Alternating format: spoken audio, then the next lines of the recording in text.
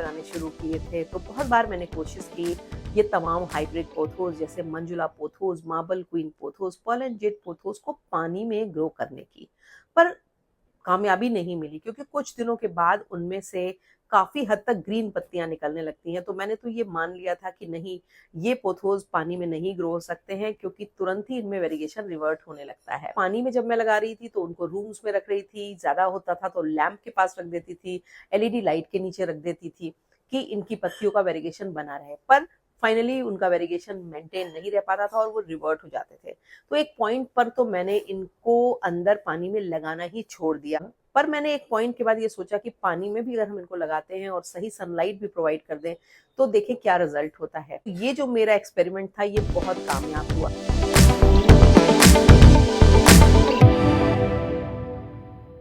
नमस्कार, आप देख रहे हैं गार्डनिंग एस्थेटिक्स। मैं हूं अनीता दिनेश। अभी कुछ दिनों पहले मैंने पानी में पोथोस को कैसे ग्रो करें और क्या क्या सावधानियां रखें इस पर एक वीडियो डाला था।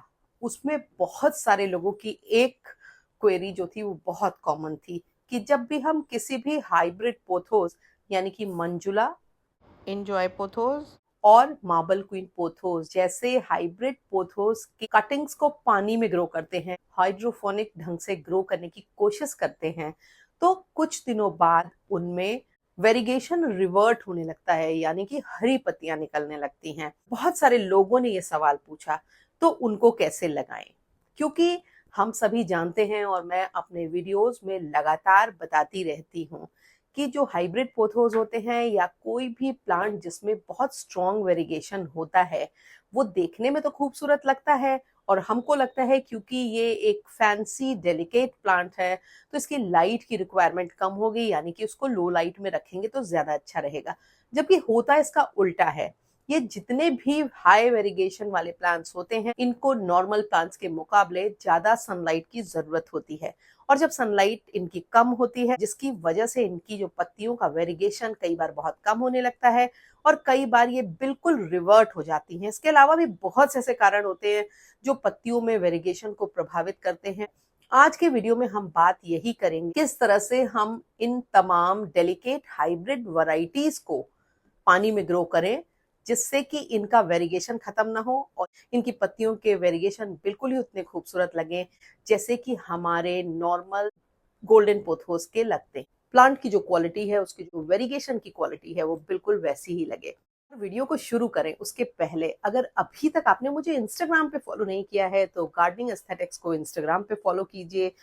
अगर अभी तक चैनल को सब्सक्राइब नहीं किया है तो चैनल को सब्सक्राइब करिए और बेल आइकन जरूर पुश कर देना चाहिए ताकि गार्डनिंग से जुड़े हुए नए वीडियोस डालूं वो तुरंत आपके पास उनका नोटिफिकेशन पहुंचे। जब वीडियोस पसंद आते हैं तो उनके लिंक को अपने गार्डनिंग लविंग फ्रेंड्स के संग शेयर करना, उन पे लाइक करना, उन पे कमेंट करना बिल्कुल भी मत भूला। पोथोस यकीनन हमारे सबके मन पसंद प्लांट हैं। इनको डेविल्स आईवी भी कहते हैं, एपिप्रेमनम भी कहते हैं, हमारे यहाँ मनी प्लांट भी कहते हैं और ज्यादातर लोग इनको मनी प्लांट के नाम से जानते हैं।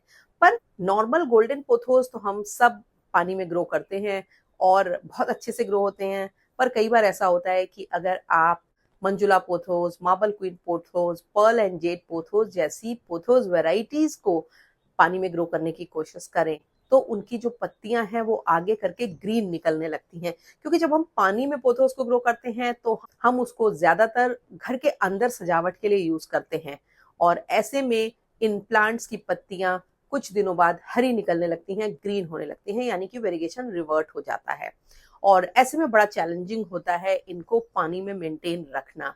पर इधर कुछ समय से मैंने इस तरह से ग्रो करने की ताकि इनका वेरिगेशन मेंटेन रहे और एक एक करके मैंने घर के अलग अलग स्पॉट्स पे इनको लगाया और फिर देखा कि रिस्पॉन्स कैसा आता है, कहाँ आता है। तो इस अपने एक्सपेरिमेंट के दौरान मैंने क्या चीजें लर्न की, क्या चीजें मुझे समझ में आई, वो हम इस वीडियो में पॉइंट वाइज डिस्कस करेंगे। पूरे टॉपिक को मैंने 5 पॉइंट्स में इलेबोरेट कर लिया है आपके लिए।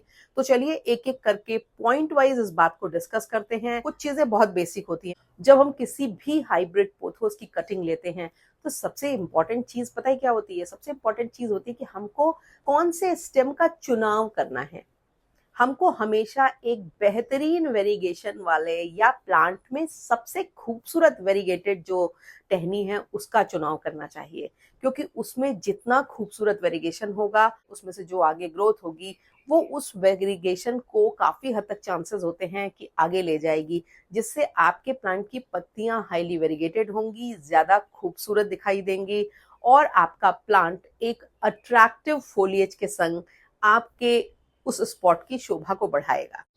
जब भी आप कटिंग्स ले रहे हो और आपको दिखाई दे रहा है कि कटिंग में कोई ग्रीन स्टेम है तो उसको काट करके हटा देना चाहिए, क्योंकि कई बार ऐसा होता है कि ये जो वेरिगेटेड स्टेम है वो तो रह जाएंगी, पर ये जो ग्रीन स्टेम है उसमें बहुत तेजी से ग्रोथ होगी तो आपका प्लांट पूरी तरह से रिवर्ट कर जाएगा। जब भी हम किसी भी हाइब्रिड पोथोस की कटिंग लगाते हैं तो बहुत बहुत लंबी शाखा को मत चुनिए।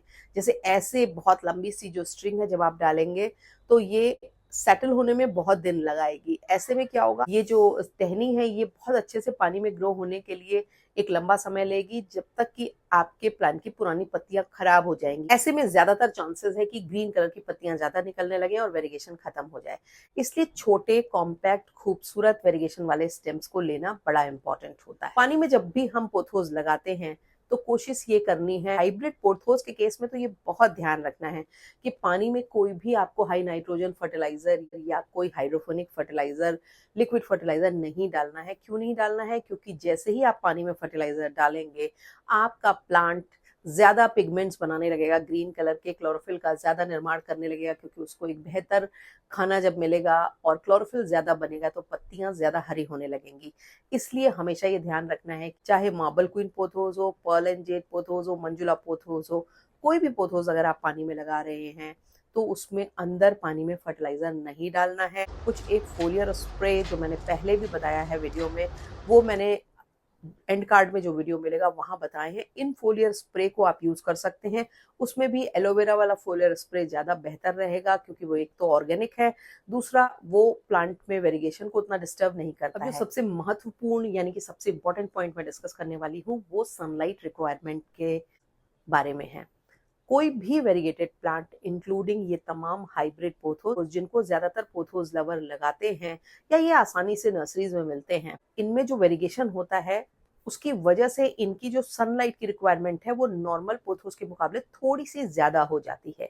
यानी कि आपको जब पानी में अंदर इन पोथोस को लगाना है तो हमेशा इनको अपने घर के ब्राइटेस्ट स्पॉट पे रखना है, पर ये ध्यान रखिए कि ऐसी जगह इनको रखिए जहां पर इनको दिन भर छन करके आती हुई धूप मिले। जैसे मैं ये जो स्पॉट है इसको हमेशा चुनती हूँ अपने हाइब्रिड पोथोस के डिस्प्ले के लिए, क्योंकि यहाँ पर हमेशा धूप रहती है और ये ट्रांसपेरेंट जो विंडो है इसमें से धूप अच्छे से छन करके आती है और दोपहर में तो काफी अच्छी खासी धूप हो जाती है, जिससे कि इन प्लांट को इनकी रिक्वायरमेंट की धूप पूरी तरह से मिलती है।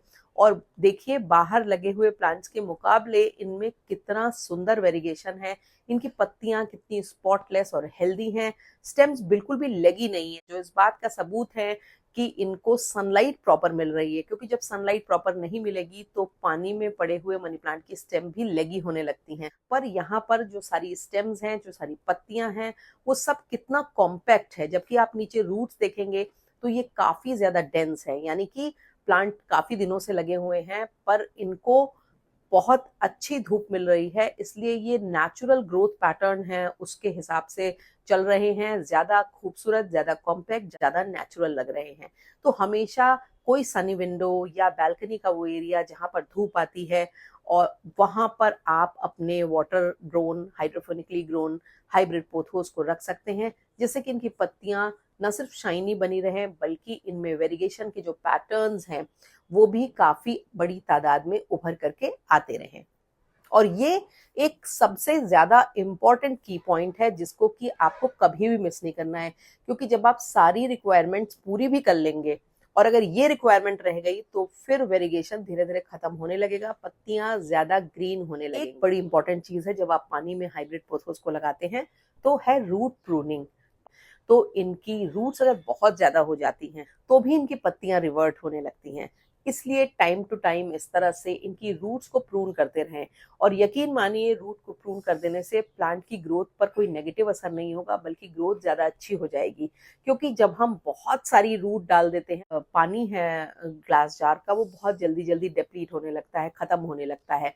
ऐसे में हमको ऑफ गर्मियों में तो ऑलमोस्ट हर दिन, हर दूसरे दिन पानी में कुछ ना कुछ नया पानी ऐड करते रहना पड़ता है, जिसकी वजह से भी पानी में पड़े हुए मनी प्लांट की पत्तियां, हाइब्रिड पोथोस की पत्तियां हरी होने लगती हैं। तो इसलिए अगर आप रूट प्रून कर देंगे तो प्लांट के पानी की रिक्वायरमेंट कम हो जाएगी, प्लांट की पत्तियां ज्यादा बेहतर वेरिएशन के पैटर्न दिखाएंगी। अगर आपका हाइब्रिड पोथोस पानी में लगा है और उसमें ग्रीन पत्तियां निकलने लगी हैं, तो क्या करना है? जहां से ग्रीन पत्ती निकल रही है वहां से आप उसको काट दीजिए, अदरवाइज आपके प्लांट में वेरिएशन रिवर्ट हो जाएगा और प्लांट की पत्तियां ज्यादा हरी होने लगेंगी। पर काटने के बाद इन हरे स्टेम्स को भी फेंकना नहीं है, इनको पानी में डाल दीजिए। पानी कैसे बदलना है? पानी जब आपके पॉट में, एक तो बहुत ऊपर तक पानी नहीं भरना है, क्योंकि रूट्स को पानी में जाना चाहिए, पत्तियों को पानी में नहीं जाना चाहिए। और पानी बहुत जल्दी जल्दी नहीं बदलना है। गर्मियों में तो आप जैसे जब ये हाफ हो जाए तो इसको रिफिल कर दें, पर ऐसा ना हो कि 1-1.5 इंची कम हो और आप रिफिल करने लगे, क्योंकि बहुत ज्यादा जल्दी जल्दी पानी डालना भी उतना ही नुकसानदायक होता है जितना कि बहुत लंबे समय तक पानी को रखना। क्योंकि लंबे समय तक अगर आप पानी रखे रहेंगे तो फिर उसमें एल्गी ग्रोथ होने लगती है, रूट रॉट होने लगता है और पानी स्मेली हो जाता है। इस मौसम में तो ये भी प्रॉब्लम होती है कि कहीं उसमें मॉस्किटो ब्रीडिंग ना हो जाए। वैसे पानी में नॉर्मली पोथोस कैसे ग्रो करें, इसका वीडियो अभी मैंने कुछ दिनों पहले ही डाला था और बहुत अच्छे से चीजों को एक्सप्लेन किया था। उसमें कई फोलियर स्प्रे बताए थे जो आप अपने घर के अंदर लगे मनी प्लांट्स पे यूज कर सकते हैं। और यकीन मानिए कि वो फोलियर स्प्रे बहुत कारगर हैं आपके पानी में लगे हुए मनी प्लांट को हेल्दी और खूबसूरत बनाए रखने के लिए। और उस वीडियो का लिंक भी आपको एंड में आता मिलेगा, और मैं अपनी पूरी पोथोस प्लेलिस्ट आपको एंड में डाल दूंगी, क्योंकि मेरे पास पोथोस का एक काफी बड़ा कलेक्शन है जिसमें बहुत तरह के हाइब्रिड पोथोस हैं।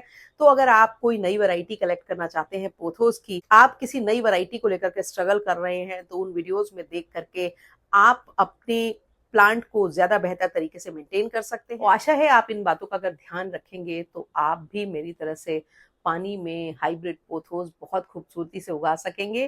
तो चलिए मिलते हैं अगले किसी वीडियो में। आपने वीडियो देखा इसके लिए थैंक यू वेरी मच।